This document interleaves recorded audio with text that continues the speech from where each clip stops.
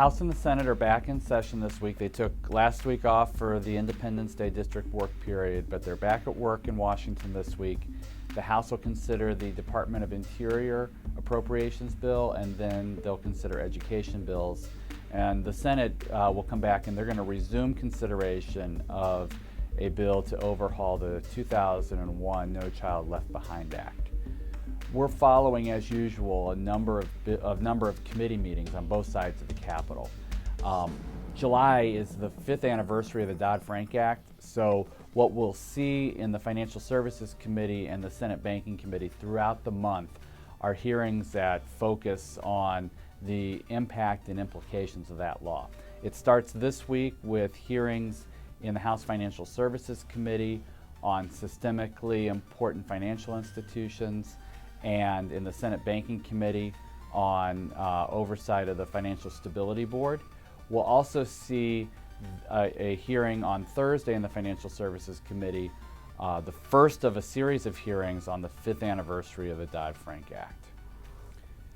Last week, the Governmental Accountability Office released a report that analyzed the capacity of federal regulators to oversee and analyze cyber threats in the financial sector. They made a number of recommendations, but one that was specifically aimed at the credit union system.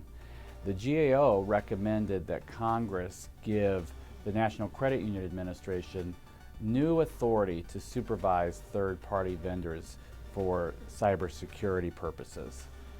CUNA opposes new vendor authority for NCUA. We believe that the existing authority, which requires credit unions to do due diligence on the third parties that they do business with, is sufficient, that NCUA can use the supervisory process to get the information and assurances that they need that credit unions and their relationships with third parties are sound. So we oppose that.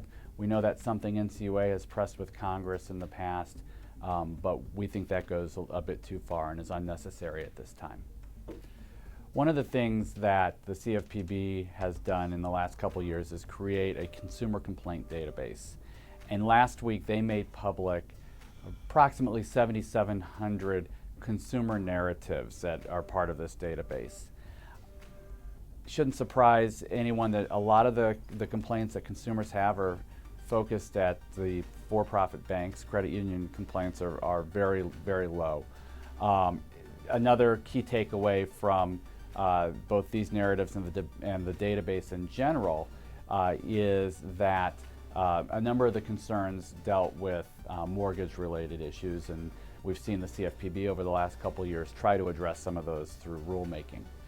But a really key takeaway for us as we sort of project forward what the next wave of rulemakings may look like, we anticipate the CFPB is going to put out a new overdraft rule.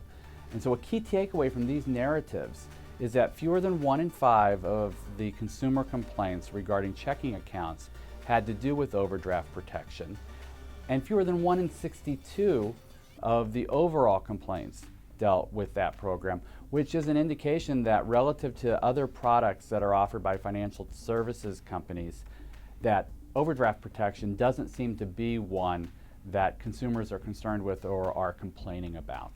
So we've talked a lot about the CFPB in this week's update, and that's because this is the 5th anniversary of the Dodd-Frank Act and the creation of the Consumer Financial Protection Bureau. And Washington is going to mark this milestone, as it does oh so often, with hearing after hearing exploring, are we more stable, are we more prosperous, are consumers better off as a result of the Dodd-Frank Act. So in the next 3 or 4 weeks, we're going to see Director Cordray testify before the Senate Banking Committee and the House Financial Services Committee, delivering his semi-annual updates. We'll see Dodd-Frank issues raised when Janet Yellen, the chairman of the Federal Reserve Board, testifies in both the Senate and the House. We'll also see a series of hearings in the Financial Services Committee, and we expect also in the Senate Banking Committee with academics and other stakeholders examining just what does the Dodd-Frank Act mean 5 years later. So true to form, Washington will celebrate the 5th year anniversary of the Dodd-Frank Act with a series of hearings.